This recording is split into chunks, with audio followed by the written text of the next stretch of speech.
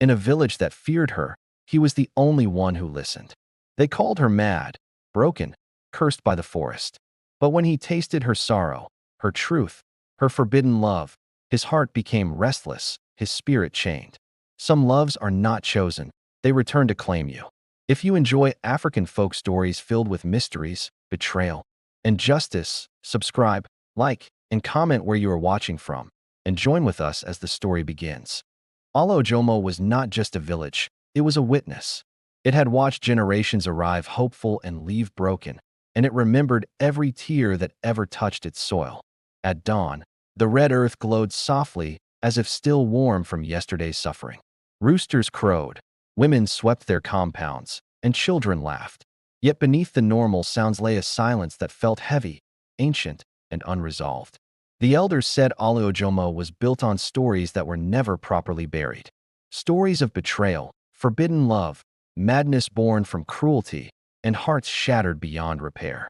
Palm trees lined the dusty paths like tired guards, their leaves whispering secrets whenever the wind passed through. At night, those whispers grew louder, curling around sleeping huts like restless spirits looking for ears to enter. People learned early to obey the unspoken rules of the land. Do not wander too far after sunset. Do not mock the broken. Do not listen to the forest when it calls your name. Because the forest did call names. And sometimes, when it did, it called the wrong person. Kunal Adeyemi was born on a night when the moon refused to hide. The old women said it was a sign of a child who would see more than he should. He grew into a tall, broad-shouldered man with hands hardened by palm wine tapping and eyes softened by quiet thoughts. He smiled easily during the day, joked with friends, and worked honestly, yet his laughter never fully reached his soul.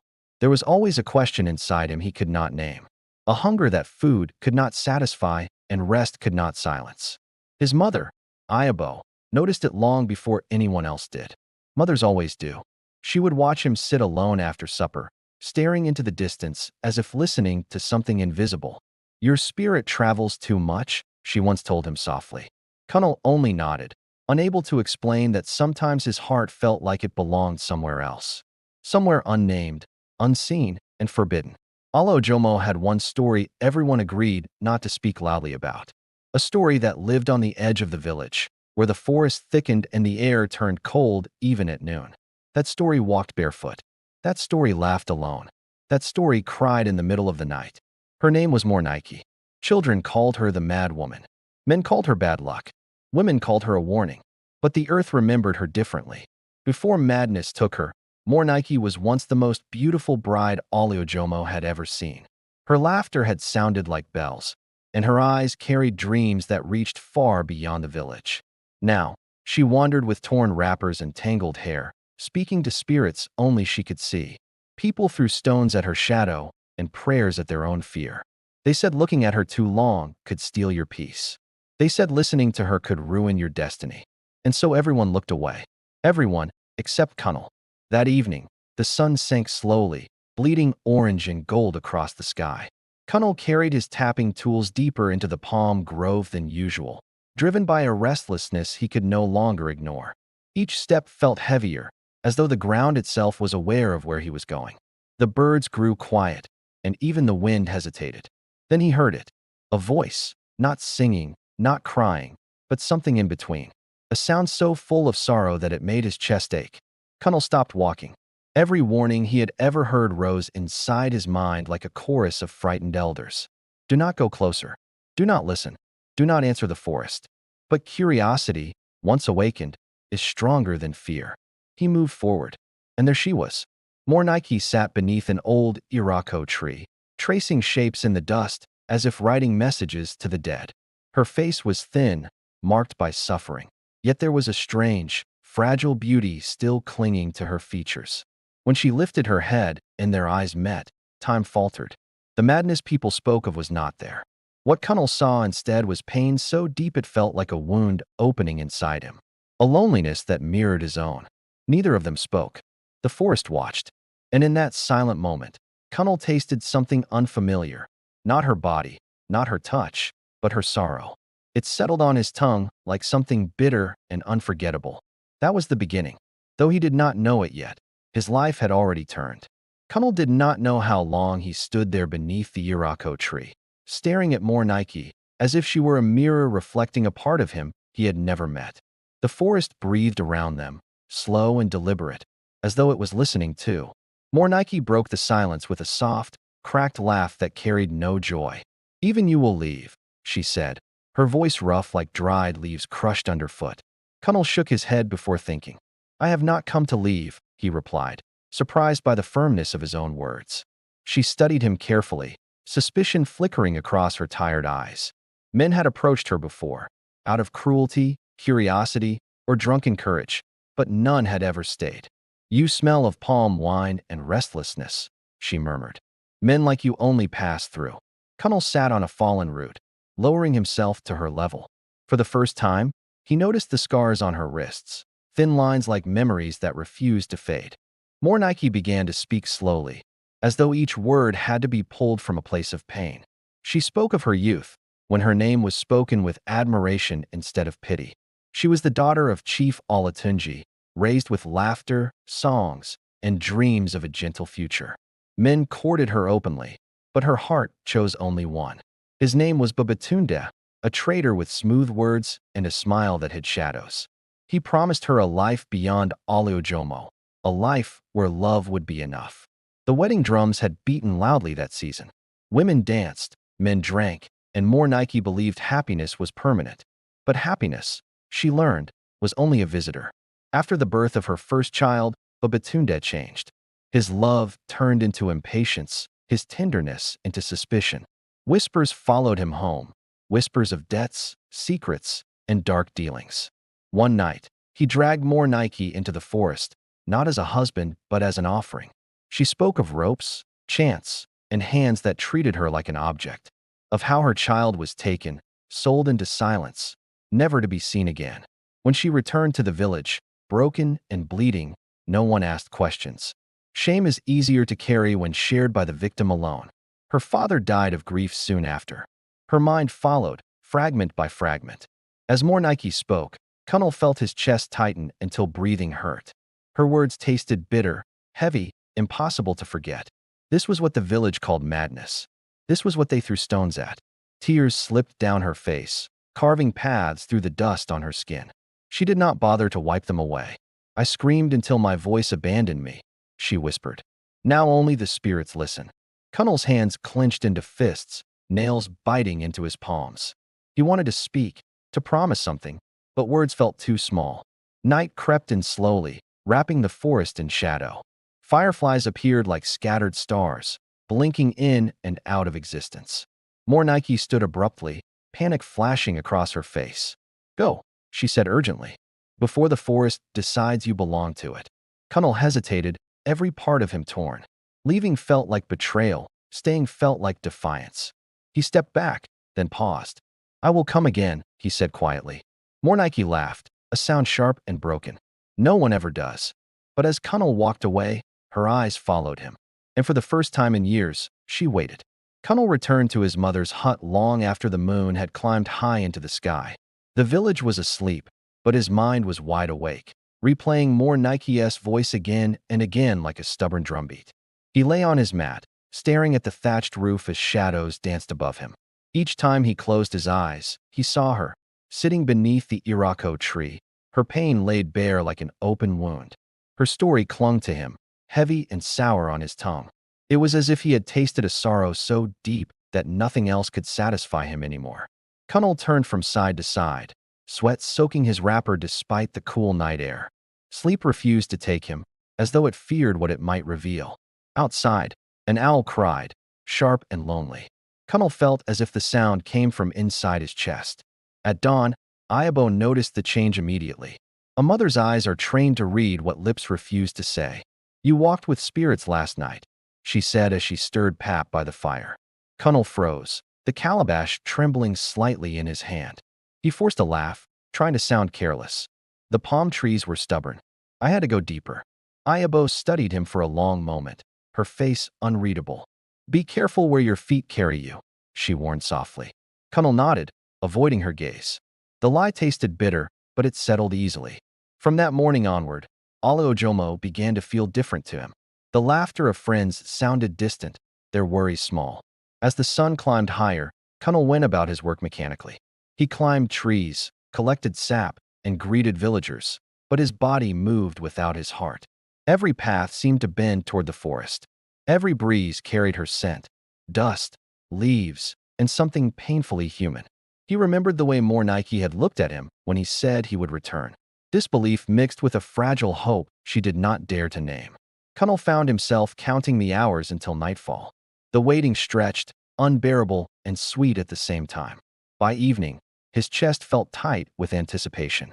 He told himself he was only going back to listen, nothing more. But his spirit already knew the truth. He was going back because he could not stay away. When the sky darkened, Cunnel slipped from his compound quietly. The village dogs barely barked, as if they too understood the secrecy of his steps. The forest greeted him with an eerie calm. Leaves rustled softly, and the air felt charged, expectant. As he approached the irako tree, his heart pounded loudly in his ears. Fear and longing wrestled inside him, neither willing to lose. Morẹ was there, sitting exactly where he had left her. Her eyes lifted slowly, widening when she saw him. "You came," she whispered, disbelief shaking her voice. Cunnel nodded, suddenly unable to speak. They sat in silence at first, the kind that feels full rather than empty. Fireflies hovered between them like curious witnesses. Morẹ began to talk again, not about pain this time, but about memories. She spoke of childhood games, songs her mother sang, and dreams she once held close. Cunnel listened, every word anchoring him deeper. He realized that beneath the madness the village mocked was a woman still alive, still feeling. At one point, she reached out and touched his arm lightly. The contact sent a tremor through him, gentle yet overwhelming. He did not pull away. In that moment, restraint felt like cruelty.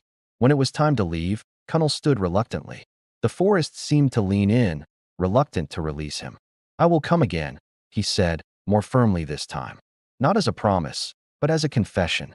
Morẹ smiled faintly, a crack of light breaking through years of darkness. "Careful," she warned. "Some paths, once taken, do not lead back." Cunnel walked away with her words echoing in his chest. He did not realize that the forest had already marked him. That night, as he lay awake once more, Cunnel understood something terrifying and true. He had tasted her world, and like a man drawn to forbidden palm wine, he could not stop going back.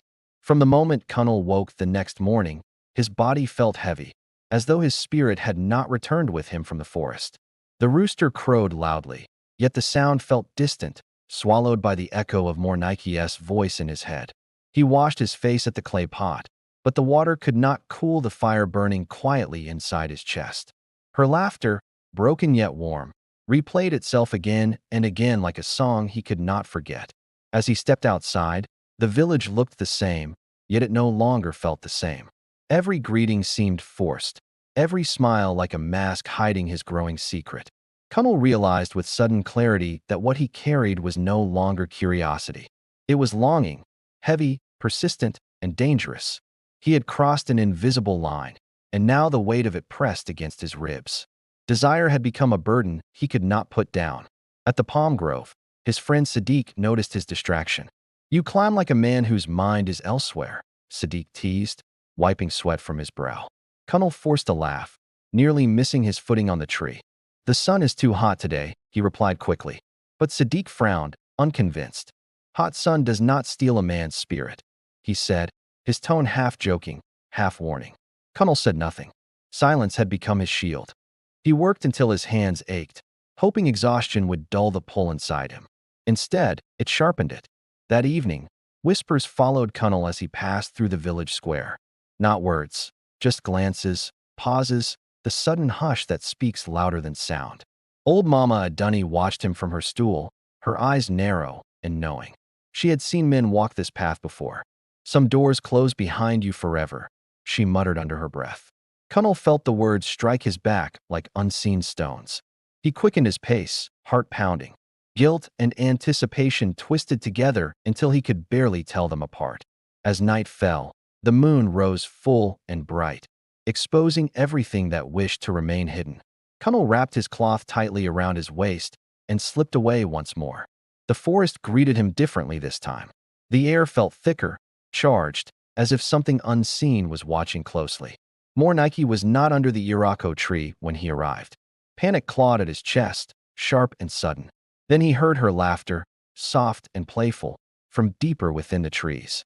It pulled him forward like an invisible rope. He found her standing by the riverbank, her feet in the water, her reflection trembling. In the moonlight, she looked almost unearthly. "You came back again," she said, her voice a mixture of wonder and fear. Connell nodded, unable to deny it anymore. They sat close, closer than before, their shoulders almost touching. The silence between them crackled with unspoken truth. Morẹ leaned her head against the tree trunk, her eyes closed. "Every man who comes close ends up running," she whispered. Connell turned toward her, his heart thudding painfully. "I am still here," he said simply. She opened her eyes slowly, tears shining in them like stars. For a moment, her madness slipped completely away. Her hand found his, trembling but firm. Connell felt the world narrow to that single point of contact. When they finally parted, the night felt reluctant to let them go. The forest hummed softly, alive with approval or warning. Connell could not tell which. As he walked back toward the village, a strange certainty settled over him. This was no longer something he could control. Love, obsession, or destiny, whatever it was, had claimed him. He was no longer merely visiting the mad woman. He was becoming part of her story, and Aliojomo was beginning to notice. Morning broke over Aliojomo with a strange unease, like a drumbeat missing its rhythm. The sun rose brightly, yet its warmth felt thin, as though it could not quite reach the hearts of the people. Connell woke with a start, his body stiff from a night spent half in dreams, half in longing. Morẹ's face hovered in his mind, clearer than the world around him. He sat up slowly, pressing his palm against his chest. His heart was beating as if he had been running. Outside, women gathered at the stream, pounding clothes and exchanging gossip the way they always did. But that morning, Connell's name slipped into their conversations like a secret too heavy to keep. They spoke in low voices, pausing whenever footsteps approached. Curiosity had begun to sharpen into suspicion. Ayabo watched her son closely as he ate his breakfast. She noticed how he barely touched his food, how his eyes drifted toward the forest even in daylight. "You have lost weight," she said gently. "Are you ill?" Connell shook his head quickly. "I am fine, Mama." But Ayabo reached out and held his wrist, feeling the tension there. A mother knows when her child's spirit is fighting a battle it cannot win. "Some roads promise sweetness and deliver sorrow," she warned, her voice trembling. "Do not let pity drag you where wisdom would never go." Connell swallowed hard, unable to meet her eyes. The truth sat heavy on his tongue, but he could not release it. By midday, the whispers had grown louder. Children pointed and giggled as Connell passed, their innocence already learning cruelty. Old men paused their board games to watch him walk by. Their silence spoke volumes. At the village square, Mama Adunni leaned on her staff, her voice cutting through the air like a blade. "The forest does not give without taking," she declared loudly. Some villagers nodded, others crossed themselves in fear. Everyone knew who her words were meant for. Connell felt his face burn with shame and anger. Yet beneath it all, a stubborn defiance began to grow. That night, Connell did not wait for darkness to fully settle. His need had become stronger than caution. The forest welcomed him with familiar sounds, but something felt different. The wind whispered his name, slow and deliberate. Morẹ was pacing near the river when he arrived, her movements restless. She looked up sharply, relief flooding her face. "They are watching," she said urgently. "The spirits and the people. Everyone is watching." Connell stepped closer, his voice low and steady. "I do not care who watches." Her eyes widened at his words, fear and hope colliding inside them. "Careful," she whispered. "Love spoken loudly invites punishment." They sat together beneath the moon, closer than ever before. Morẹ rested her head against Connell's shoulder, trembling like a wounded bird. She spoke of dreams that returned to torment her, of her lost child calling from the forest. Each word carved deeper into Connell's soul. He held her gently, offering comfort without promise. In that moment, he understood that leaving her would be another kind of cruelty. The forest grew quiet, unnaturally so. Even the insects seemed to pause and listen. Connell felt a sudden chill run down his spine. Somewhere unseen, something ancient had taken note. When Connell finally left, Dawn was already brushing the sky. He walked back into Alojomo as a man divided between two worlds. Behind him, Mornike watched until he disappeared. Her heart, long abandoned, dared to hope again. In the village, doors would soon close. Judgments would soon fall. And deep within the forest, the spirits stirred. A debt had been created. The morning Kunnel was confronted, Alojomo felt heavier than it ever had before. Even the sky seemed reluctant to open fully, hanging low and gray as though it carried the village's unspoken judgment. Kunnel sensed at the moment he stepped outside. Conversations stopped mid-sentence, laughter died quickly, and eyes followed him with open curiosity that no longer tried to hide itself. Women paused with baskets balanced on their heads, pretending to adjust their wrappers while studying him. Men leaned on their walking sticks, their gazes sharp, weighing, measuring. This was no longer gossip whispered by the river. This was accusation waiting for a voice. Kunnel's chest tightened, but he lifted his head and kept walking. Fear had already lost its power over him. By mid-morning, the village gong sounded, deep, slow, commanding. It was the call reserved for matters too serious to ignore. Kunnel froze. Everyone knew what it meant when the gong was struck at that hour. Ayabo stepped out beside him, her face pale and strained. She reached for his hand, gripping it tightly like she was afraid the ground might swallow him. "Do not lie today," she whispered urgently. "Lies offend both people and spirits." Kunnel nodded, though his throat felt dry. Together, they walked toward the village square, every step echoing like a countdown. The elders sat in a wide circle beneath the ancient Odin tree. Their faces were carved with age, wisdom, and a hardness born from having seen too much. Mama Adunni sat among them, her staff resting firmly on the ground. Her eyes never left Kunnel. When he arrived, silence spread like spilled oil. No one offered him a seat. "Kunnel Adeyemi," began Chief Balagan, his voice slow and heavy. "Your name has traveled where your feet should not have gone." A murmur rippled through the crowd. Kunnel felt Ayabo's hand tremble in his. "You walk into the forest at night," another elder continued. "You sit with the one we warned you against." Kunnel inhaled deeply. "I sit with Mornike," he said clearly. Gasps broke out like sudden rain. To speak her name openly felt like sacrilege. Mama Adunni struck her staff against the earth. "That woman is not merely mad," she declared. "She is wounded by spirits and followed by misfortune. She was broken by men," Kunnel replied, his voice shaking with restrained emotion, "and abandoned by this village." The elders exchanged uneasy glances. Truth, when spoken aloud, is often the most uncomfortable guest. Chief Balagan frowned deeply. "Compassion without wisdom destroys more lives than cruelty," he warned. Kunnel stepped forward, releasing his mother's hand. "If caring for her is a sin, then let me carry it." The square erupted in voices. Anger, fear, confusion. No one expected defiance spoken so plainly. Ayabo dropped to her knees suddenly, tears streaming down her face. "My son is not evil," she cried. "He is only kind." The sight silenced the crowd. A mother's tears carry a power even elders respect. Chief Balagan sighed heavily. "Kindness can still awaken curses," he said quietly. He turned back to Kunnel. "If you continue this path, you will bring suffering upon yourself, and possibly upon us all." Kunnel bowed his head briefly. "I understand the danger," he said, "but I will not abandon her." Those words sealed something invisible yet final. The elders' faces hardened. The meeting ended without punishment, but not without consequence. As Kunnel walked away, he felt the village withdraw from him like a receding tide. Doors closed sooner than usual. Greetings went unanswered. Ayabo walked beside him silently, grief weighing her steps. She knew her son had chosen a road she could not follow him down. That night, she prayed longer than she ever had before. Not for forgiveness, but for survival. In the forest, Mornike felt the shift before Kunnel arrived. The air pressed against her skin, thick and restless. She hugged herself tightly, whispering apologies to spirits she could not see. She knew love had finally caught up with her. When Kunnel appeared, her relief was immediate, but short-lived. She saw it in his eyes. "They spoke to you," she said softly. Kunnel nodded. "They cannot stop me," he replied. But even as he said it, the forest groaned in the distance. Somewhere deep within the trees, something ancient stirred, and it was no longer watching quietly. The night Kunnel left Mornike and returned to the village, Alojomo did not sleep.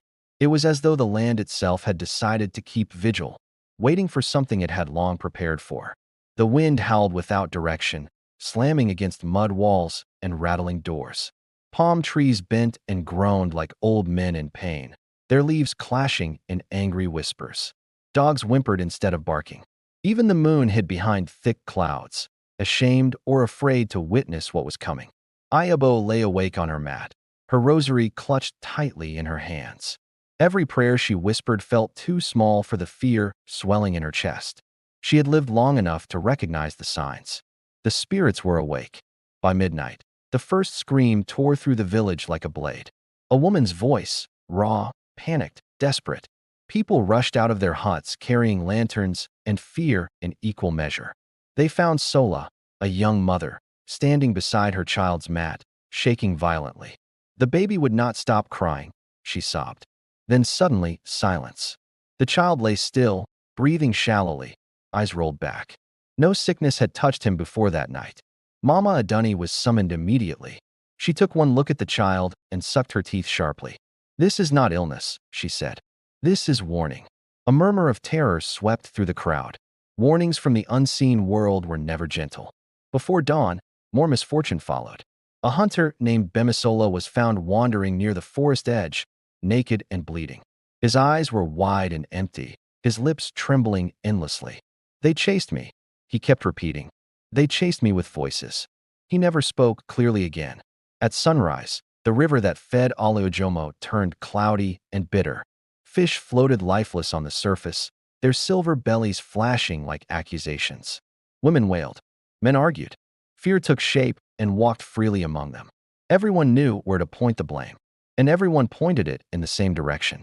By mid-morning, a crowd had gathered outside Cunnell's compound. This time, they did not whisper. Ayabo stood in the doorway, arms spread wide, blocking the entrance. "You will not touch my son," she cried. Chief Balagan raised his hand for silence. His voice shook, not with anger, but with dread. "The forest is angry," he said. "And it is angry because boundaries were crossed." All eyes turned to Cunnell. He stood tall, though his heart hammered painfully. "This began when you refused to listen," Mama Adunni said sharply. "You tasted what the spirits marked as forbidden." Cunnell's fists clenched. "She is not a curse," he said. "She is a wounded soul." "Wounded souls can still destroy villages," the old woman replied coldly. That night, Cunnell returned to the forest with a heaviness that bent his spine. The path felt longer, darker, as though resisting his steps. Morẹ was kneeling when he arrived, her forehead pressed against the earth. She was chanting softly, her voice trembling. "They are angry," she said before he spoke. "I tried to warn you." Cunnell knelt beside her, his heart breaking at the sight. "What do they want?" he asked. Morẹ lifted her head slowly, tears streaking her dirt-stained face. "They want payment," she whispered. She told him of the spirits she had been bound to the night Babitunde betrayed her. How her pain had not vanished. It had transformed into a tether. "Anyone who loves me shares my debt," she said. "And debts like mine are never cheap." The forest responded with a sudden gust of wind that knocked Cunnell backward. Branches cracked. The ground vibrated faintly beneath them. A voice, neither male nor female, rose from everywhere at once. Low, ancient, filled with hunger. "Return what was taken." Cunnell covered his ears, his heart pounding wildly. "What was taken?" he shouted. Morẹ collapsed to the ground, screaming. "My child," she cried. "My sanity. My life." The voice did not answer again, but the message settled heavily between them. Cunnell held Morẹ as she shook violently in his arms. For the first time since meeting her, fear overwhelmed his devotion. This was no longer about love alone. This was about sacrifice. If he stayed, the village would suffer. If he left, Morẹ would be destroyed completely. The forest had placed him at the center of a choice that would cost blood or soul. And dawn was coming fast. Cunnell looked into Morẹ's eyes, red and pleading. Whatever decision he made next would rewrite every life connected to Aliojomo. And somewhere deep within the forest, the spirits waited, patient, merciless, and hungry. Cunnell did not return home before dawn. Instead, he sat alone at the edge of the forest, his back against a rough tree trunk, watching the sky slowly lighten as if nothing in the world was wrong. Birds began to sing hesitantly, uncertain whether it was safe to welcome a new day. Cunnel felt the same uncertainty inside him, torn between love and terror, devotion and responsibility. Mornike's cries still echoed in his ears. The spirit's words, "Return what was taken," pressed against his mind like a drumbeat that would not stop. He knew one thing with frightening clarity. If he did nothing, Alojomo would bleed. And if he walked away, Mornike would vanish, either into madness deeper than before or into death itself. Cunnel stood slowly, resolve settling into his bones like iron. There was one man left who might understand what the forest demanded. Everyone in Aliojomo feared Baba Adagok, the herbalist who lived beyond the abandoned shrine. They said he spoke with spirits the way men spoke with friends, and argued with them too. Some claimed he had once died and returned with knowledge no human should possess. Others whispered that madness brushed his mind, but never claimed it fully. Cunnel found him sitting before his hut, grinding roots with slow, deliberate movements. The old man did not look up when Cunnel approached. "You walk like a man whose shadow is heavier than his body," Baba Adagok said calmly. "I have been expecting you." Cunnel froze. "Then you know why I am here," he said. Baba Adagok finally lifted his eyes clouded with age yet piercing with awareness. "You tasted sorrow that does not belong to you," he replied. "And now it tastes you back." Cunnel fell to his knees without thinking. The earth beneath him felt cold and unwelcoming. "The forest is angry," Cunnel said urgently. "People are suffering. She is suffering." Baba Adagok sighed deeply and rose to his feet with effort. "Mornike," he said her name softly, like a prayer and a curse combined. "She was not born mad," he continued. "She was made so by betrayal and unfinished rituals." He explained how Babatunde's sacrifice had bound Mornike's pain to the spirits of the forest. Her madness was not possession, but containment. "She holds what should have been released," the old man said. "And now you have joined yourself to her burden." Cunnel's chest tightened painfully. "Tell me what to do," he begged. Baba Adagok stared at him for a long time, as though weighing his soul. "What you seek has a price that love alone cannot pay," he warned. He spoke of a ritual older than Aliojomo itself, a ritual of exchange. For the forest to release its anger, he said, someone must willingly carry what Mornike carries, or return what was taken. Cunnel swallowed hard. "Her child," he whispered. Baba Adagok nodded slowly. "Or a life bound strongly enough to replace it." Silence stretched between them like a blade. Cunnel understood the meaning immediately. "If I offer myself," Cunnel asked quietly, "will the village be spared?" Baba Adagok's voice softened. "Yes, but you will not return as the man you are." Cunnel closed his eyes. Images flooded his mind, his mother's face, the laughter of his friends, the life he had known. Then Mornike's eyes appeared, fragile, hopeful, terrified of being abandoned again. His decision settled, heavy but certain. "I will do it," Cunnel said. "I will carry it."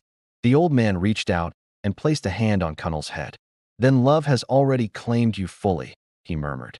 That night, Baba Adagok prepared the sacred ground deep within the forest. Candles flickered, herbs burned, and the air grew thick with power. Mornike was brought trembling, her eyes wide with fear and confusion. Cunnel held her hands firmly, grounding her. "What is happening?" she whispered. Cunnel smiled sadly. "Redemption," he replied. As the chanting began, the forest leaned in. Branches creaked. The earth pulsed. Cunnel felt something ancient wrap around his spirit, cold and vast. Pain unlike anything he had known tore through him. Mornike screamed his name as darkness swallowed him whole. The ritual had begun, and once begun, there would be no turning back. The chanting rose and fell like waves crashing against an unseen shore. Baba Adagok's voice led the rhythm, deep and steady, while the forest responded with groans, sighs, and sudden bursts of wind. Cunnel lay on the bare earth, his arms stretched wide, his body trembling violently. Sweat poured from him as though his very essence was being wrung out. Every breath burned. Every heartbeat felt borrowed. He felt memories being pulled from him, small things at first. The taste of roasted corn, the sound of his mother humming, the ease of laughter with friends. Then the pain deepened. He saw flashes that did not belong to him. A woman screaming in chains, a child crying in the dark, a knife cutting through sacred ground. Mornike collapsed beside him, clawing at the soil. "I didn't know," she sobbed. "I didn't know this was the price." The spirits arrived without warning. not as figures, but as weight, crushing, suffocating, ancient. Cunnel felt them press into his chest, probing, measuring his resolve. A voice entered his mind, cold and endless. Why do you offer yourself? Cunnel's lips moved though his voice barely formed. Because she has suffered enough. The weight shifted. The presence grew sharper. You will carry what she carries. Cunnel nodded weakly. Yes. The forest screamed. A violent wind tore through the clearing, snapping branches like twigs. Candles blew out at once, plunging the ritual ground into darkness lit only by glowing symbols on the earth.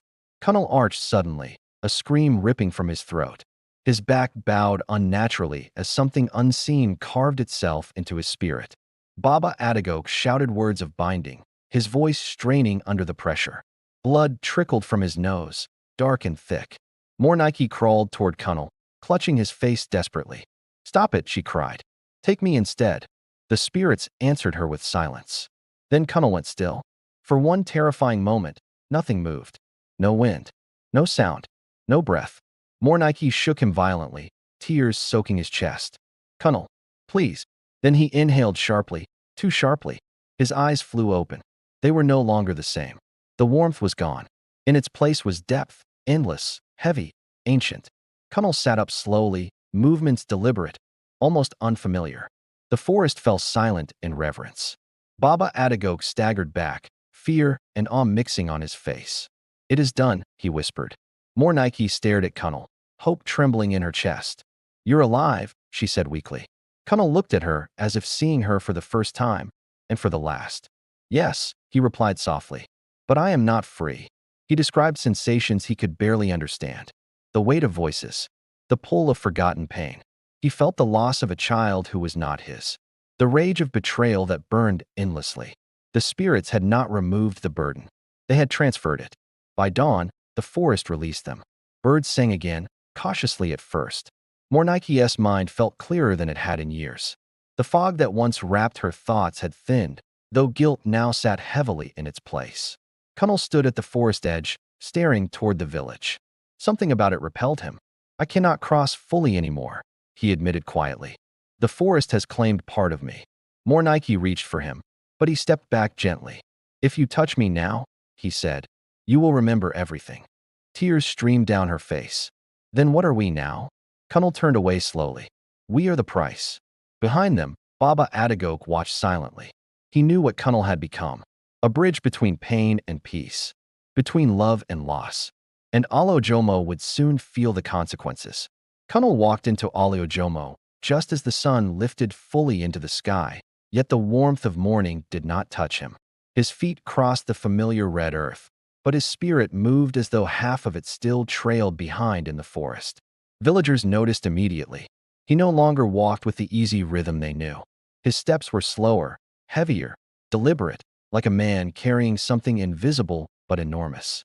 Women paused mid-task. Men stopped talking. Children fell silent without knowing why. Something about Cunnel unsettled the air itself. Ayabo felt it before she saw him. A sudden tightness gripped her chest, sharp and instinctive, the way a mother senses danger even without proof. She rushed out of the hut and froze.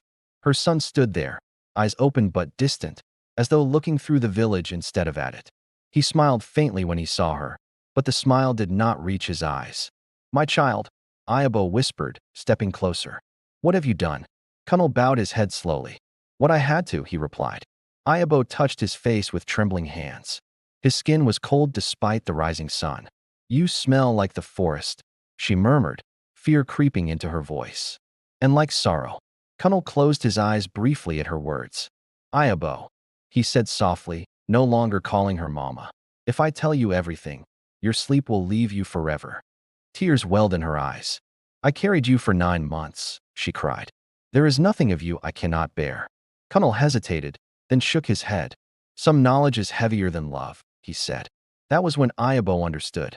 Her son had crossed into a place mothers cannot follow. Word spread quickly. By midday, the elders gathered again beneath the Odin tree, urgency etched into every wrinkle on their faces. They sent for Cunnel, and this time, he did not resist. He stood before them calmly, his presence thick and unsettling. Mama Aduni's grip tightened on her staff as she studied him. You smell like exchange, she said finally. Like someone who paid a debt not meant for him. Cunnel met her gaze steadily. The forest demanded peace, he said. I answered. Chief Balagan leaned forward, his voice low. And what did it take from you? Cunnel did not answer immediately. Silence stretched, heavy and uncomfortable. It took my future, he said at last, and gave me memory that does not belong to me. A murmur rippled through the elders. They felt it now, the truth pressing against their bones. That evening, Jomo changed. The river cleared. The sick child breathed freely again. The wind softened. The forest had withdrawn its anger.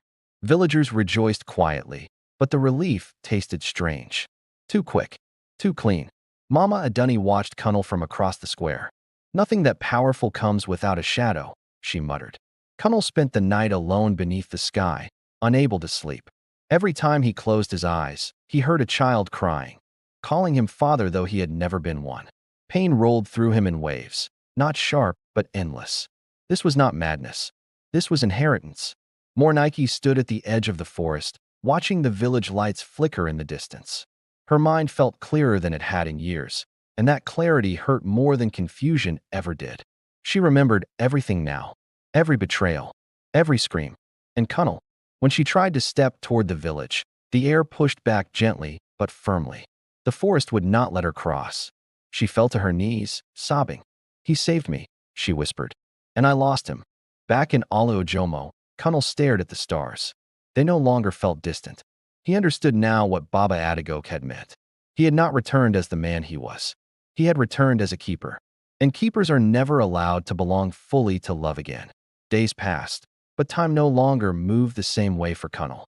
Morning came and went like a visitor he barely noticed, and nights stretched endlessly, thick with voices only he could hear.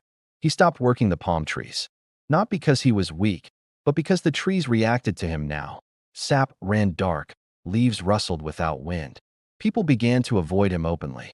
Greetings turned into nods, nods into silence, silence into fear. Cunnel did not blame them. He felt it too, the distance growing between his body and the world he once belonged to. Ayabo watched from afar, her heart aching with questions she was too afraid to ask. The son she raised still lived, but something ancient walked inside his skin. At night, Cunnel returned often to the forest edge, never crossing fully inside. The spirits tugged at him like restless children, whispering stories of pain, demanding remembrance. He learned their language quickly. Sorrow teaches faster than joy ever could. Some nights he cried until his chest burned. Other nights he sat unmoving, eyes open, listening to grief that had no end. Morẹ felt him long before she saw him. The forest carried his presence like a familiar ache. She stood at the boundary, barefoot and trembling, her clarity both a blessing and a curse. When she saw Cunnel, her heart surged painfully. You came, she whispered. Even now. Cunnel stopped several steps away. The air between them shimmered faintly, invisible yet firm. I can't cross, he said gently. Not the way you want. Morẹ's eyes filled with tears. You crossed for me once, she replied. You crossed everything. Cunnel swallowed hard. That crossing changed the rules. She reached out instinctively, but an unseen force pushed her hand back. She gasped sharply, pain flashing across her face. No, she whispered desperately. They won't take you from me too. Cunnel closed his eyes. They already have. Morẹ sank to the ground, sobbing openly. Her sanity had returned only to show her the full weight of her loss. I was the madness, she cried, and you became the punishment. Cunnel knelt where he stood, mirroring her pain without touching it. No, he said softly. You were the wound. I chose to carry it. The forest stirred uneasily around them, as if displeased with their closeness. A low hum vibrated through the earth. Cunnel felt the warning immediately. If you stay, he urged, they will hurt you. Morẹ shook her head stubbornly. They already have, she replied. They just forgot to kill me. Back in Jomo, strange things began to happen again, quiet things this time. Dreams turned heavy, filled with crying children and faceless women. Men woke exhausted. Women felt watched even in daylight. Mama Aduni noticed first. The balance has shifted again, she muttered. She summoned Baba Adagok, who arrived walking slowly, his eyes sharp despite his age. He listened, nodding grimly. The burden did not disappear, he said. It found a new home. Chief Balagan frowned deeply. And how long before it demands more? Baba Adagok looked toward the forest. That depends on how much the keeper resists becoming what he now is. That night, Kunnel collapsed at the forest edge, racked with pain. The voices had grown louder, more demanding. Mornike rushed to him despite the danger. She held his head in her lap, ignoring the forest's warning hum. "Take it back," she pleaded. "Give it back to me." Kunnel smiled weakly.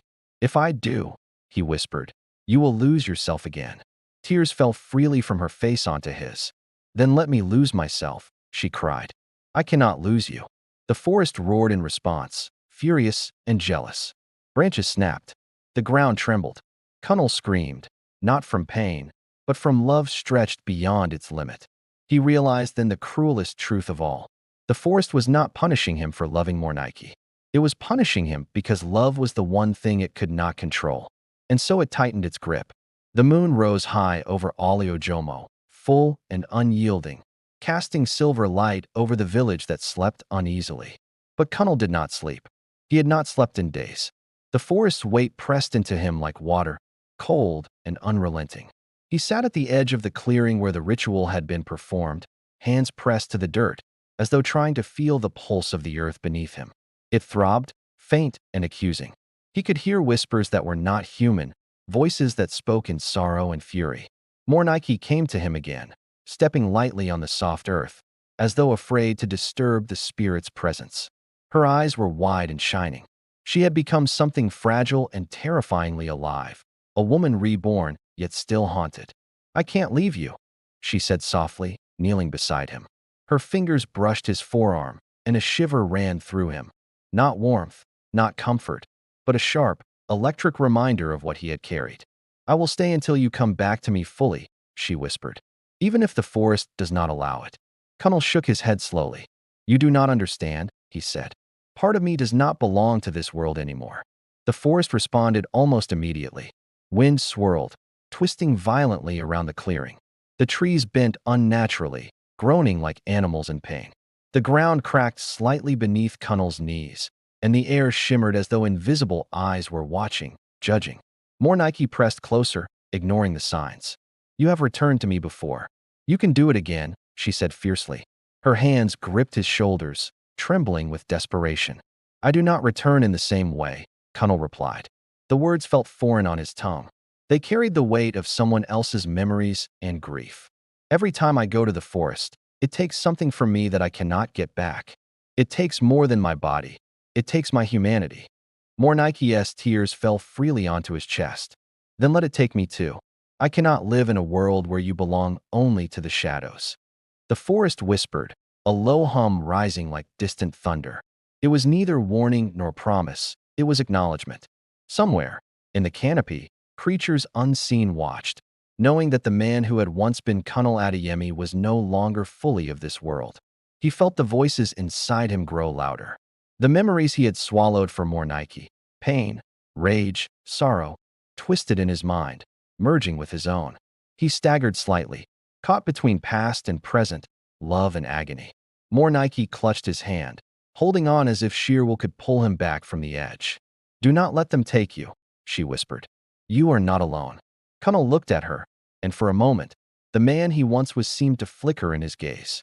But then the forest reminded him with a sudden gust that tore leaves from branches and scattered them across the clearing. "I am not alone," he said quietly, almost to himself. "But I am not free either." The night deepened, and with it came a sense of finality. Kunnel could feel the threads of the spirits weaving tighter around him, binding him to a destiny he had never chosen. Each heartbeat felt heavier, each breath slower, as though his life itself had become a currency in a transaction with powers beyond human understanding. Mornike, undeterred, made a vow aloud. "I will not let the forest claim you," she said fiercely. "Even if it means I become part of it. Even if it means I am no longer Mornike Adeyemi. I will be yours in whatever form is needed." The forest responded with silence first, then a low, almost approving rumble that shook the earth beneath them. Kunnel felt the weight of her words, the power of her devotion. For the first time, the burden inside him quivered, unsure of its hold. But the spirits were patient. They waited for the moment when love became defiance, and in that moment, a final claim would be made. As dawn approached, the clearing glowed faintly with an otherworldly light. Cunnel and Morẹ sat side by side, their hands intertwined, tethered not just to each other, but to something far larger and darker than themselves. Neither spoke, but both understood. The choice had been made. The price had begun. And somewhere deep in the forest, the ancient spirit stirred, knowing that the man who had tasted the mad woman had already lost his old self, and the world would never allow him to return fully. Ala Ojomo awoke one morning to a world subtly, but violently, changed. The red earth that had always felt warm beneath bare feet now seemed cold, unwelcoming, as though the village itself knew it had been complicit in something beyond human reckoning. Dogs whimpered incessantly, hiding beneath porches. Crows gathered in large numbers along the outskirts, their cries shrill and accusing, circling low over the village like dark omens. The river, once calm and life-giving, churned with a grayish hue, rippling unnaturally against its banks. Fish floated lifeless, and the smell of mud and decay filled the air. Men went to work, chopping palm trees and tilling soil, yet each swing of the machete felt strangely heavy. Their muscles ached as if the forest's sorrow had seeped into their bones. Women whispered of nightmares that clawed at sleep, dreams of screams, shadows with human faces, and a man whose eyes glowed with a sorrow that no heart could contain. It was Cunnel, though he had not returned to the village yet. Ayabo knew immediately what had happened. She had felt the shift in the night, the vibrations beneath the earth, the heavy presence in the air, the unseen fingers of grief threading through her home. She called the villagers to gather in the square beneath the ancient Odin tree. Her voice shook as she addressed them. You wanted him to stop. You whispered, judged, and closed doors. And now, the cost is upon all of us. The elders bowed their heads, fear etching deep lines across their faces. Chief Balagan, once proud and commanding, whispered, We were warned, yet we did not listen. What have we done? Baba Adagok appeared, walking slowly into the square, carrying a small bundle of herbs and roots. He looked around, meeting each gaze with eyes that seemed to see into souls. The man who crossed the forest for love is no longer fully yours, and neither is this village. Until the debt is balanced, you will all feel it. The first evidence came by midday. A cow wandered into the center of the village and collapsed, thrashing violently before lying still. The villagers gasped and crossed themselves. Some ran, thinking it a demon. Others murmured apologies to the unseen forces they now feared. Next, crops wilted under the sun despite water. Cassava leaves blackened and palm fronds shriveled. Even the chickens refused to eat, clucking in agitation, pecking violently at empty dirt. People blamed each other at first, but deep down, they all knew it was not human hands at work. Ayabo, standing in the square with Baba Adagok, whispered, This is what happens when the innocent are protected by the brave, yet the fearful judge. Her voice trembled with sorrow, but she spoke truth. Meanwhile, Cunnel sat at the forest's edge, feeling the village's suffering like a weight pressing against his chest. Each death, each faltering crop, each terrified animal pulled at him painfully. He realized the cost of defiance and love. He was the anchor, and the village had become tethered to him. Morẹ was beside him, though she could not cross fully into the village. I cannot undo what they did, she said softly, trembling. They spoke without knowing, and now we carry it all. Cunnel shook his head slowly. The forest did not do this, he said. It is not punishment, it is balance. And I am the keeper of that balance now. He rose to his feet. Something inside him stirred, a power he could barely comprehend.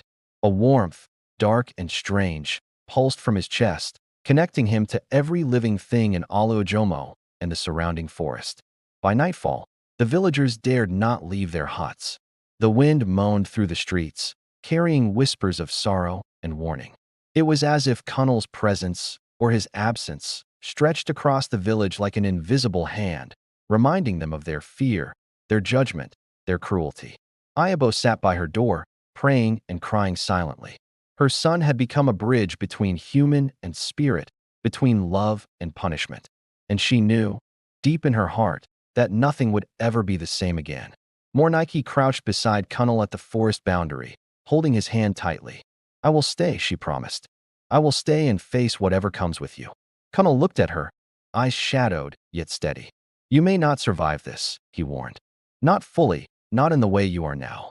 Mornike shook her head fiercely. Then we face it together, she said. And if the forest will not let us, then we will find a way to stand even in its eyes. The wind howled around them, the trees groaned, and somewhere deep in the shadows, the spirits watched. They knew the final reckoning was approaching. And Kunal, the man who had tasted the mad woman and could not stop going back, felt the full weight of what that choice had cost, and what it would cost still. By the time the sun dipped below the horizon, Oluojomo had transformed. The village that once bustled with laughter, gossip, and the hum of daily life now seemed suspended in unease, as though the air itself was holding its breath. Kunal stood at the forest edge, motionless, his gaze fixed on the village lights flickering in the distance. But this time, the forest was not quiet. It stirred with anticipation, whispering secrets through the leaves, coaxing the power that had been growing inside him to wake. Mornike was at his side, her hands brushing against his, anchoring him, though she too could feel the strange pull of forces neither of them fully understood. Kunal, she whispered, voice trembling. You feel it too, don't you? Kunal nodded slowly. Yes, he said, his voice low, almost swallowed by the wind. Something is happening. Something I cannot control. The first signs were subtle at first. A firefly hovered near his hand, blinking frantically, though there was no light source nearby. A thin gust of wind spiraled around him, carrying with it scents of earth, decay, and something older, something alive in a way that no human could comprehend. When he took a step toward the village, shadows stretched unnaturally across the red earth, bending and writhing like living things. A goat froze mid-step, eyes wide with terror, before sprinting into the darkness. The villagers, watching from their doorways, felt it immediately. The air vibrated with tension, as though the earth itself had grown aware of Kunal's presence. Ayabo's heart clenched. She knew then that her son was no longer the same Kunal who had grown up beneath her roof. He had become something between man and spirit, tethered to Mornike, bound to the forest, and connected to the lives of everyone in the village. By nightfall, the manifestations intensified. Kunal raised his hands instinctively, feeling the strange energy coursing through him. Palm trees swayed without wind. Lanterns flickered and extinguished. Rats fled en masse, disappearing into the shadows, while dogs whimpered, hiding in corners. The villagers panicked. Some tried to run, but paths twisted before them, leading them back to their homes, as if the forest itself had drawn invisible lines of control. Others fell to their knees, crossing themselves and begging for forgiveness from forces they could not see. Chief Balagan stood in the square, trembling, holding his walking stick like a lifeline. This is the doing of what we allowed, he said quietly to the elders around him. We feared what we did not understand, and now we pay the price. Baba Adagok, walking slowly into the square, raised his hands toward the sky. The power he carries is not human, he said. It cannot be contained by fear or walls. It is tethered to something older than all of us, and it will act according to its own law. Mornike refused to let go of Kunal, even as the village descended into chaos. Her hands gripped his forearm tightly, her forehead pressed against his shoulder. I will not leave you, she whispered. Even if I die, even if the forest rejects me, I will stay. Kunal's eyes, glowing faintly under the moonlight, met hers. You cannot stay fully, he said. The forest, it will punish you if you cross completely. Mornike shook her head. I do not care. I would rather die tethered to you than live free without you. Kunal closed his eyes, feeling the surge of energy inside him spiral outwards, connecting to every living thing in Oluojomo and beyond. The forest had awakened fully, and with it, his body had become a conduit. Branches snapped around them, the ground trembled, and a distant scream, human and inhuman all at once, echoed across the village. It was a warning. The forest, it seemed, approved of Mornike's vow, but it also demanded balance, and it would not wait long. The villagers realized then that the man they had once known as Kunal Adeyemi was no longer theirs. The power radiating from him was both awe-inspiring and terrifying. He could bless or curse, protect or destroy, and no wall, hut, or prayer could stop it. Ayabo wept silently from her porch, holding her rosary tightly. "My son, what have you become?" she whispered into the night. She did not wait for an answer. She already knew. Meanwhile, Kunal turned his gaze back toward the forest, feeling the weight of what he had taken, what he had been given, and the unrelenting tether to Morẹ. Love had not freed him. It had chained him. And the forest, patient, relentless, and ancient, was only beginning to test the limits of that chain. The night in Aliojomo was heavy and silent, but it was the kind of silence that thrums with something unseen. Kunal stood at the edge of the clearing again, feeling the pulse of the forest deep in his chest, beating in rhythm with the lives of every villager below. He raised his hands unconsciously, as though to steady himself, and the effect was immediate. Palm fronds twisted unnaturally, lanterns flickered and went out, and shadows bent toward him, stretching unervingly across the red earth. The villagers inside their huts cried out in fear. Doors slammed shut. Windows rattled. Children clung to their mothers, trembling. Even Ayabo could only whisper prayers that felt small against the weight of what her son had become. Morẹ stepped closer, pressing against him. "Kunal, please," she said softly, holding his arm. "You have to control it. You're hurting them, even if you don't mean to." Kunal's eyes, glowing faintly silver in the moonlight, met hers. "I don't know if I can," he admitted.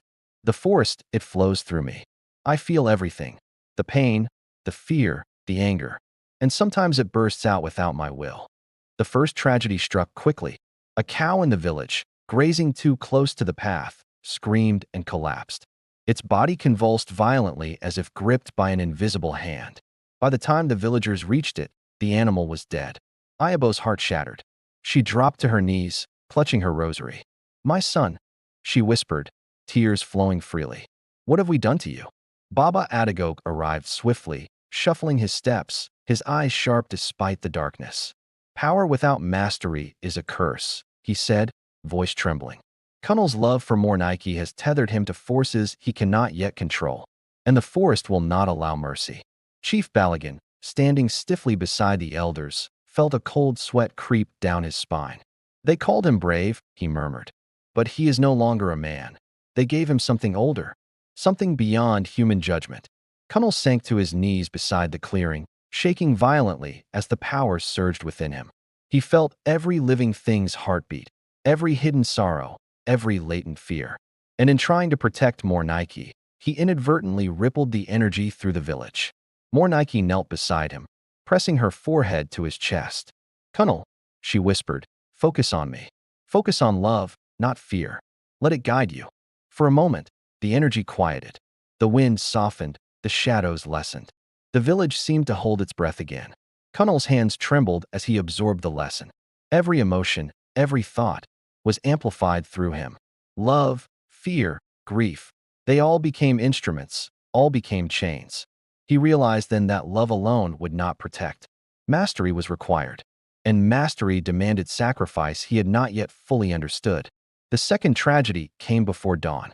A small child, left unsupervised, wandered too close to the edge of the forest. Kunal, sensing the presence too late, tried to stop the energy flowing through him, but it lashed outward uncontrollably.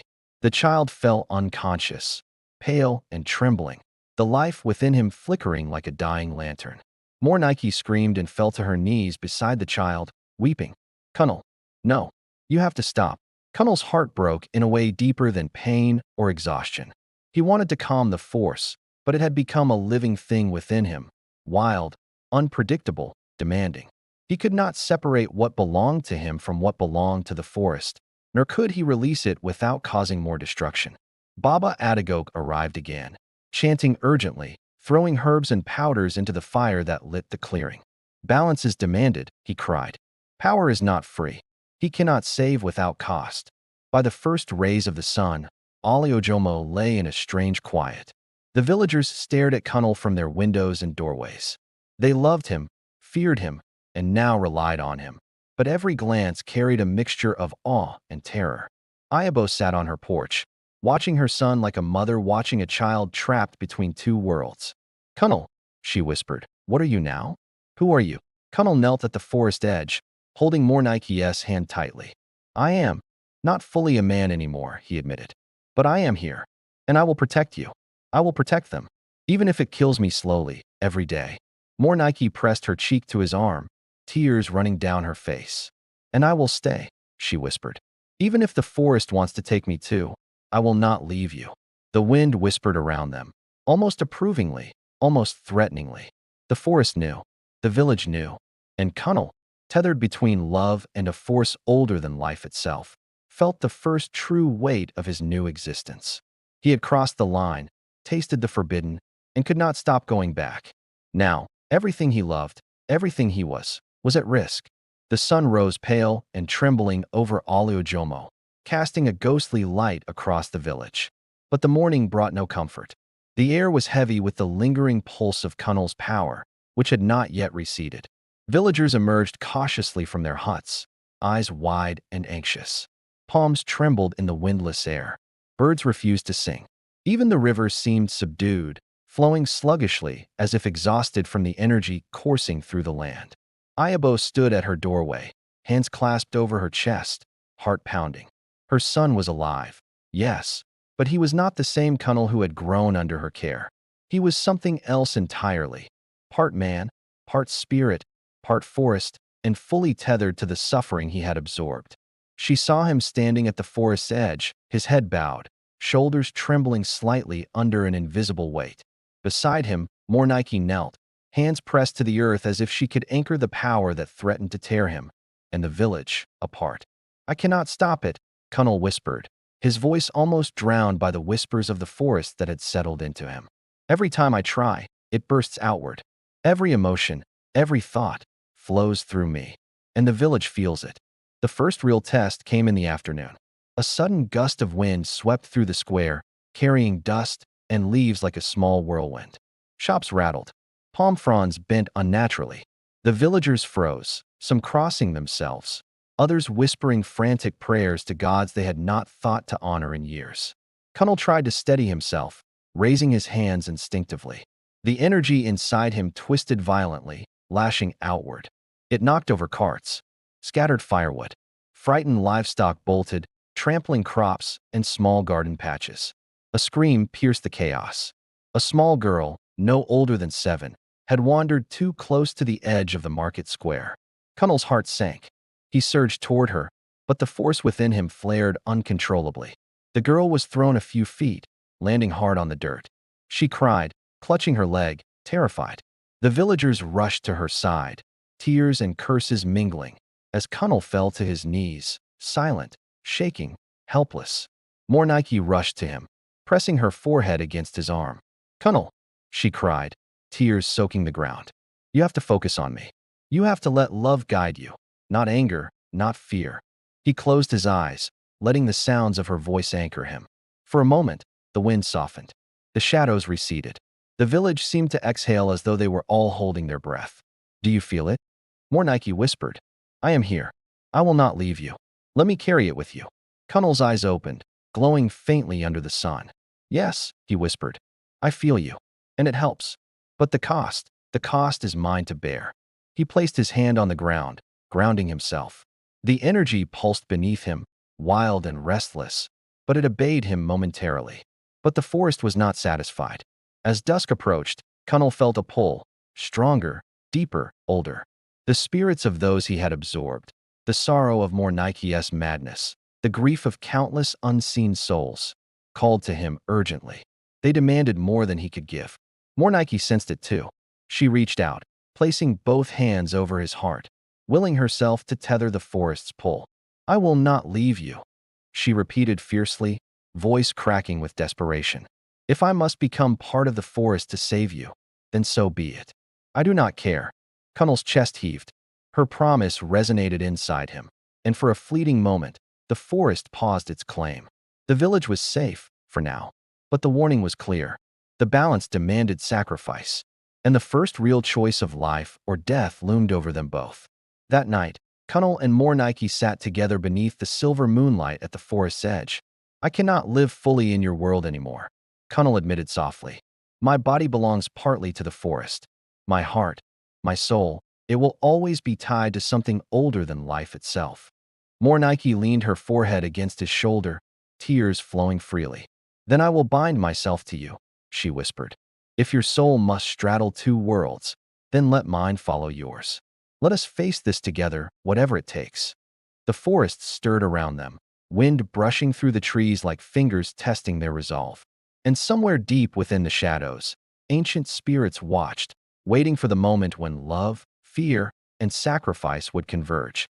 Cunnel closed his eyes, feeling the weight of what had been gained and what was still demanded.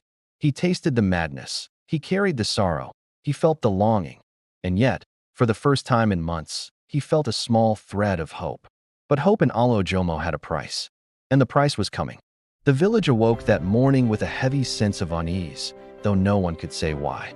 The air felt thick, damp with something that smelled faintly of earth and smoke, and the ground seemed restless beneath every step. Cunnel stood at the edge of the forest, silent and still, feeling the pull of the unseen energy coursing through him. He could hear every heartbeat in Alojomo, every sigh of grief, every shiver of fear, and it weighed on him like stones in his chest. Morẹ knelt beside him, her hands entwined with his, murmuring prayers and encouragement.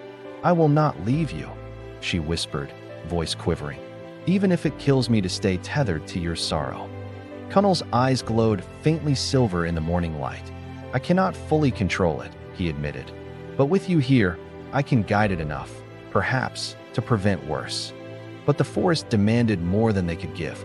A child, little Oba, no more than 6 years old, wandered from his mother's hut, drawn by an invisible curiosity. Cunnel sensed him too late. The energy that simmered within him, a pulse of sorrow and madness, surged uncontrollably outward.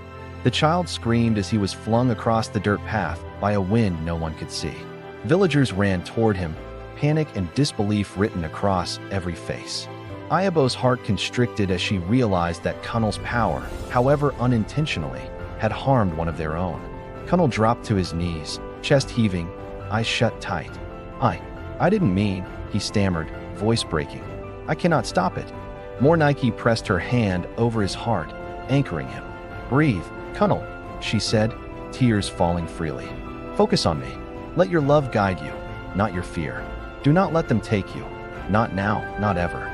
The village held its collective breath. Ayabo rushed to the child, checking for signs of life. The boy's tiny body shook, pale and trembling, yet he was alive. Relief flooded the square, but it was muted by fear. The villagers began to murmur, whispering of curses and spirits, their eyes turning repeatedly toward Cunnel and the forest. Chief Balagan's face was pale and drawn. We cannot contain him, he whispered to Baba Adagok. This is not a man. What have we allowed? Baba Adagok shook his head slowly. The boy lives because Cunnel chose love over rage, even for a moment, he said. But every choice has a price. The forest does not forgive carelessness, nor does it accept weakness. The balance is fragile. Cunnel stood slowly, feeling the weight of every life in Alojomo pressing into him. He realized that his connection to Morẹ was no longer just love, it was survival, and hers was survival too. Her vow to stay tethered to him had stabilized the energy enough to prevent catastrophe, but it also meant she had begun a dangerous transformation. He looked at her, eyes glowing brighter, and spoke softly. You may not remain fully yourself, not if you stay with me. Morẹ shook her head firmly. I do not care, she said. I will be anything for you, Cunnel. Spirit, human, shadow. I will not leave. Cunnel's heart broke at her words. He had wanted to protect her, to save her from this fate, but he realized that she had chosen him fully, with courage he could not match. And now, the forest was watching, waiting for her to falter, and it would not be merciful. As night fell, Alojomo grew quiet again, though unease lingered in every corner.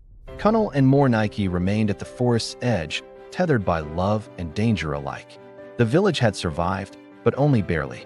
Fear had replaced trust, whispers had replaced laughter, and every villager now understood that Cunnel Adeyemi was no longer just a man. He had become something else, a bridge between worlds, a vessel of power and sorrow, a keeper of a balance none could understand. And Morẹ, by her vow, had begun walking the same path.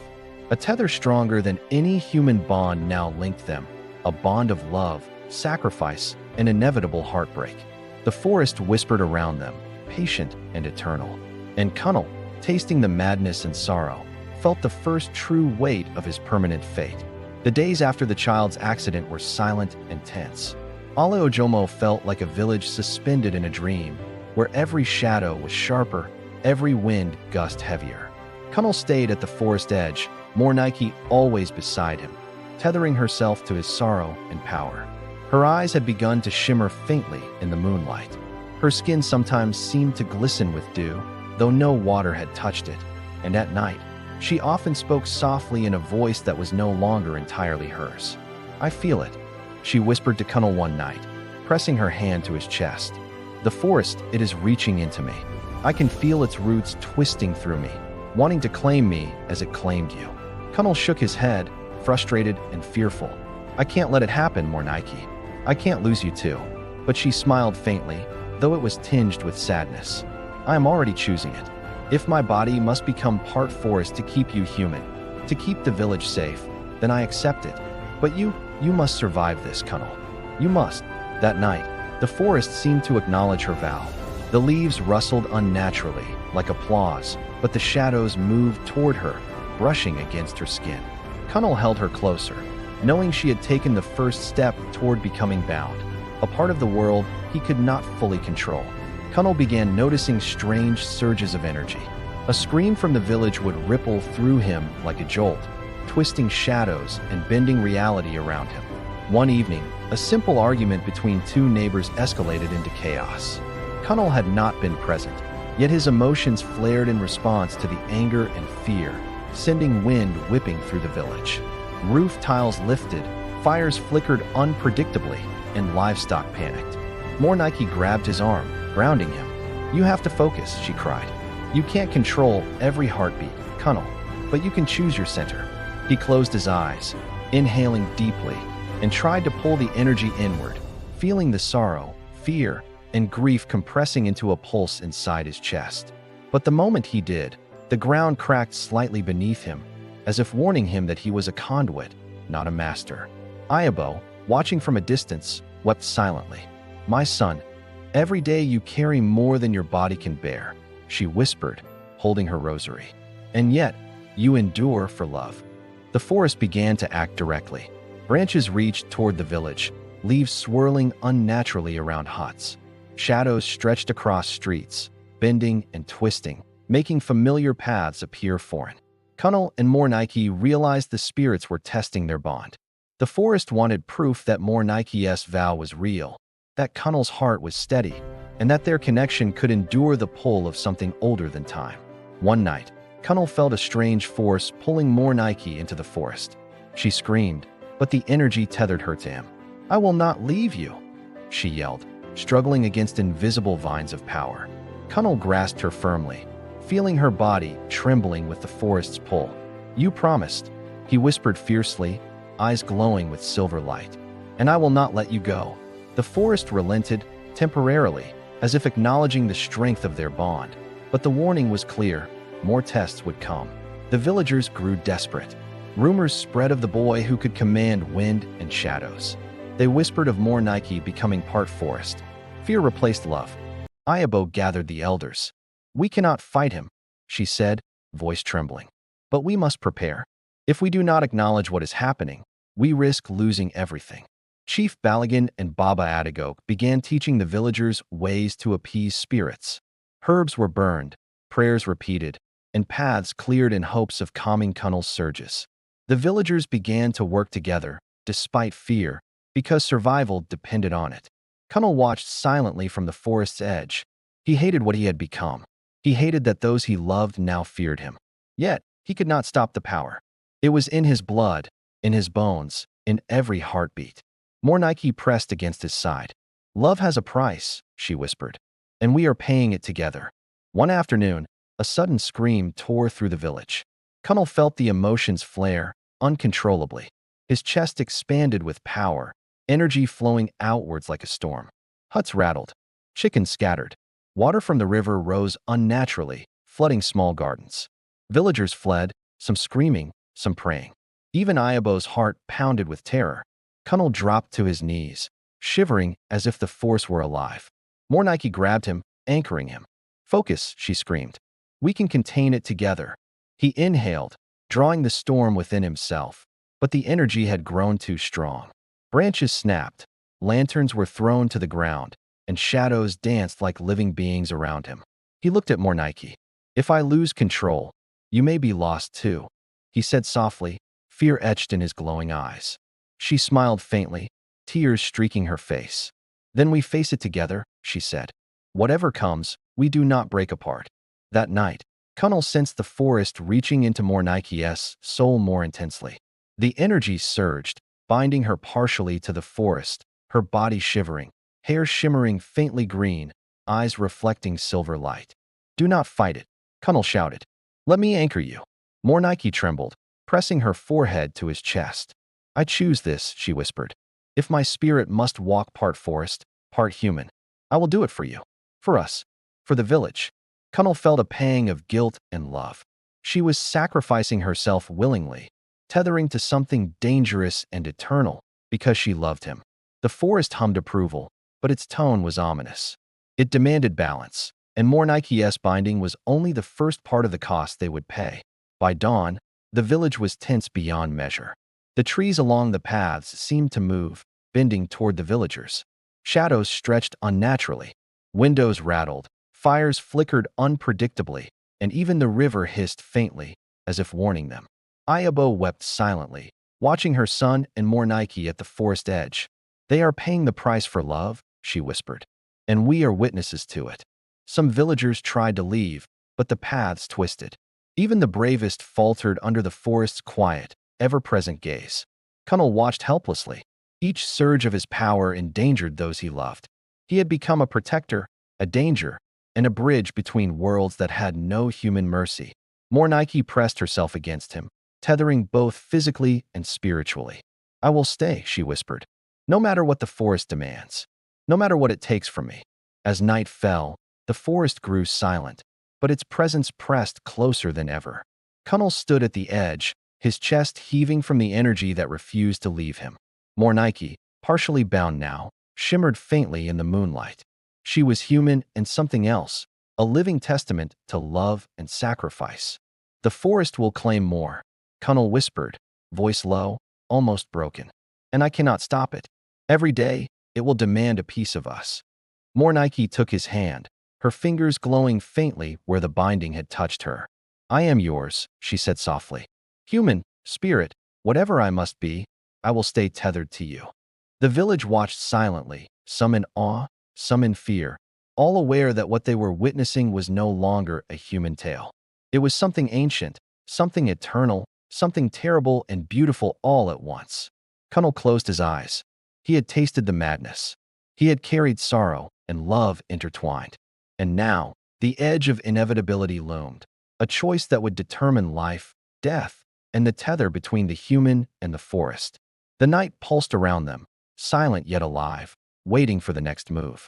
The forest was no longer a distant presence. It had crept closer to the village, watching, waiting.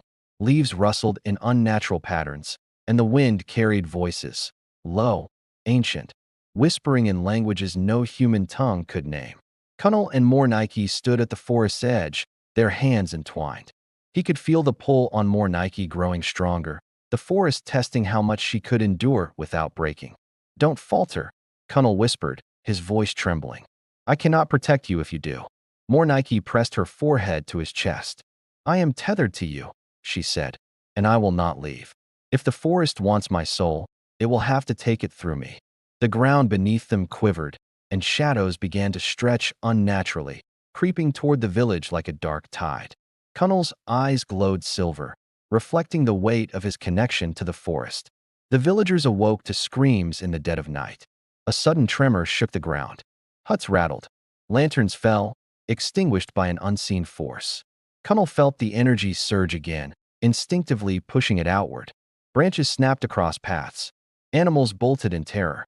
Even the river seemed to rise, lapping violently at its banks. Ayabo and the elders ran into the square, chanting prayers, scattering herbs, but nothing could calm the force. Chief Balagan's face was pale, eyes wide with terror. We cannot fight this, he whispered. Morẹ, shimmering faintly green from the forest binding, stood beside Kunnel. "You have to listen to me," she said urgently. "Focus not on fear, not on the village, but on love. Center on me, Kunnel. Only then can we survive this." Kunnel closed his eyes and did as she commanded, pulling the energy inward. The trembling subsided, but the warning was clear. The forest demanded obedience, respect, and an unyielding bond between them both. The following day, tragedy struck. An elderly villager, a Johnny, ventured too close to the forest, trying to prove that Kunnel's powers were humanly controllable. The forest answered with fury. Vines shot from the earth, wrapping around Johnny's legs, lifting him from the ground. He screamed, his voice a terrifying mixture of human and something otherworldly. Kunnel rushed forward, hands glowing silver, trying to pull him free. Morẹ pressed her hands against his chest, lending him what tethering power she could. The forest recoiled slightly, but Johnny was dragged a few feet toward the trees before Kunnel could release the energy. The man fell, shaken but alive.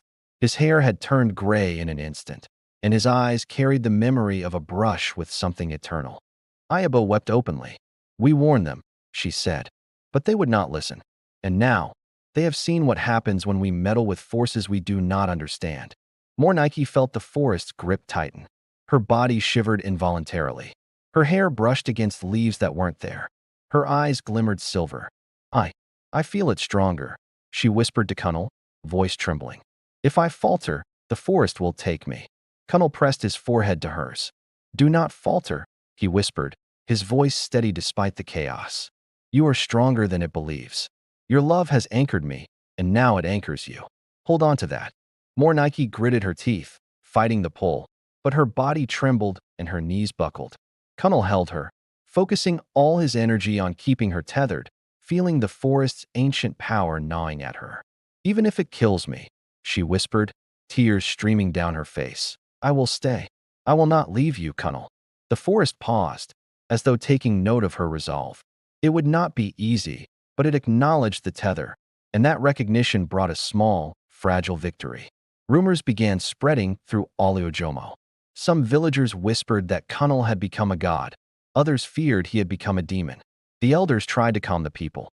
Baba Adagok instructed prayers, rituals, and offerings, but fear was too strong. Families locked themselves indoors. Children clung to their mothers, whispering of shadows that moved without wind. Ayabo walked the village, silently observing. "My son is carrying the burden we cannot even see," she murmured. "And still, he protects them. Still, he fights for them. How can they fear what they do not understand?" Kunnel watched from the forest's edge, feeling the divide, sensing the fear. He could not blame them. Power like his was terrifying, and the forests will made him unpredictable. Morẹ pressed against his side, whispering softly, "They will understand in time. But until then we endure. Together." One night, the forest acted with undeniable force. A loud roar echoed across the village, shaking windows and rattling doors. Kunnel and Morẹ ran toward the square. They saw a tree uprooted, thrashing violently. From it emerged spirits, twisting and ethereal, demanding balance. Morẹ screamed as the forest's pull intensified, yanking at her body. Kunnel threw himself around her, trying to shield her with his energy. Pain flared through him. The more he fought, the stronger the forest became. She trembled violently. I can feel it taking part of me," she shouted. Kunnel's eyes glowed brighter than ever, silver light radiating as he anchored her to his energy. A hush fell over the village. They watched, helpless and horrified, as Kunnel and Morẹ became entwined with forces beyond comprehension. Days passed in tense silence. Kunnel's energy surged intermittently, shaking the village, bending shadows, and making the wind unpredictable. Morẹ remained tethered to him, a living testament to love and sacrifice. Her presence calmed him, giving him enough control to prevent further catastrophe. The villagers dared not leave their homes. They watched from doorways, whispering prayers and chanting incantations taught by Baba Adagok. Even the bravest among them understood that Kunnel's power was neither wholly human nor fully spirit. It was something in between, tethered by love, sorrow, and sacrifice. Kunnel stood at the forest's edge, holding Morẹ, staring at the village that now feared him but depended on him. He had tasted madness. He had been pulled by sorrow, tethered to love, and now he carried the weight of 2 worlds on his shoulders. The forest hummed around them, patient and eternal. It was waiting, and the next test would be harsher, closer to breaking them both entirely. Night fell over Oliojomo with an unnatural heaviness. The air was thick, almost suffocating, and shadows seemed to twitch with intent. Cunnel felt it immediately. The forest was pulling harder, demanding more than ever from him and Morẹ. He clutched her hand, feeling the tendrils of energy stretching toward them like invisible chains. "Hold on to me," he whispered, voice trembling. "I cannot let it take you completely." Morẹ nodded, tears streaming down her face. "I am yours," she said. "Even if my body becomes part forest, even if I am lost, I will not leave you." The forest responded violently. Trees bent toward them. Wind howled like a chorus of spirits. Shadows twisted and stretched unnaturally. But in the center of the storm, Cunnel's silver eyes blazed. He became a beacon, anchoring Morẹ, containing the pull, for now. A scream ripped through the village. It was a sound no human throat could produce, echoing in every corner of Oliojomo. Villagers ran from their huts, clutching children, whispering prayers to gods they hadn't spoken to in years. Ayabo wept silently, knowing her son was fighting a war no human could fully understand. Cunnel and Morẹ emerged at the forest's edge, tethered together, glowing faintly with silver and green light. "The forest tests us," Cunnel said, voice low, "and it will not relent until it is satisfied." Morẹ pressed herself against him. "If it takes me, let it take me," she whispered. "But do not let it take you, Cunnel. You are still human. You must survive, for me, for them, for yourself." The forest roared in response, branches snapping, leaves spiraling. A few brave villagers watched silently, awestruck, realizing that the 2 of them had become something more than human. The forest's pull grew stronger as midnight approached. Morẹ's body shimmered green and silver. Her breaths came shallow, but her eyes, bright with determination, never left Cunnel's face. "I cannot fight this alone," Cunnel whispered, his voice cracking. "I cannot contain it, not fully." Morẹ gripped his shoulders, holding him close. "Then let me help," she said. "Anchor me to you.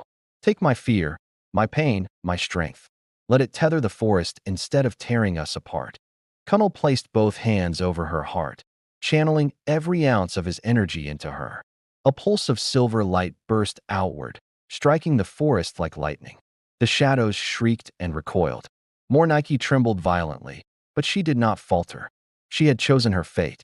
A part of her would always belong to the forest, but her spirit, her love, remained tethered to Cunnel. The villagers watched in silent awe. They saw the cost of love, the depth of sacrifice, and the terrifying power of the supernatural bound to human emotion.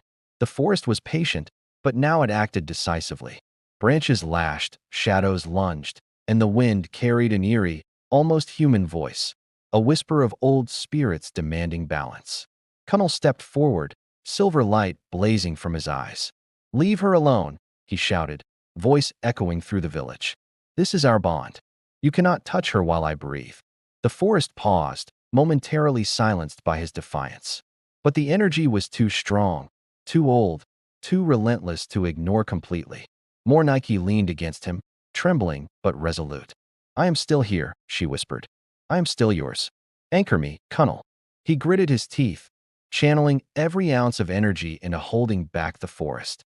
It was agony, every pulse of power feeling like fire through his veins, but he would not let the forest take her, or the village, this night. As dawn approached, the chaos subsided. Cunnel and Morẹ stood together, glowing faintly, tethered but unbroken. The villagers emerged cautiously, eyes wide with awe. They whispered of gods walking among them, of spirits bound to human hearts, of love stronger than fear, stronger than death. Ayabo wept openly. "My son, my daughter, you have faced something no one else could endure," she said, voice breaking. "You have carried the weight of worlds and survived." Even Chief Balagan was speechless, bowing his head in reverence. The elders murmured prayers of thanks and fear. They understood now that this was not merely magic, not merely power. It was life, sacrifice, and love intertwined with forces older than the village itself. Cunnel and Morẹ stood at the forest's edge, hand in hand. The forest had retreated, for now, acknowledging their bond, but its presence lingered like a shadow behind them.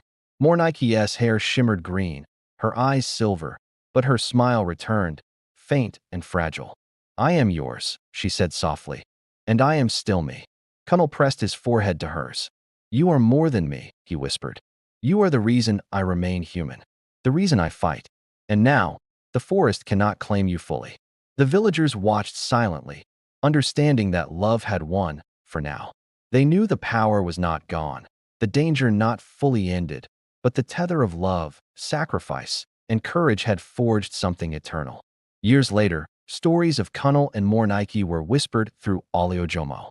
Children were told of the boy who tasted madness, of the girl who tethered herself to love, and of the forest that respected their courage. Cunnel's hair had streaks of silver now. Mornike's faint green shimmer remained, a permanent reminder of their ordeal. They walked together at the forest edge, hands entwined, guardians of both village and spirit world. The villagers still whispered in awe, reverence, and fear. They had seen the cost of love and the price of power, and they knew to respect what they could not control. Cunnel looked at Mornike, eyes glowing faintly. "I tasted the madness," he said softly, "and I could not stop going back." She smiled, pressing her forehead to his. "And I went with you," she whispered. "Because some bonds are stronger than fear, stronger than life, stronger than death." The forest whispered in approval, ancient and eternal. And Oleojomo, once terrified, now knew the legacy of love, sacrifice, and power that would live forever.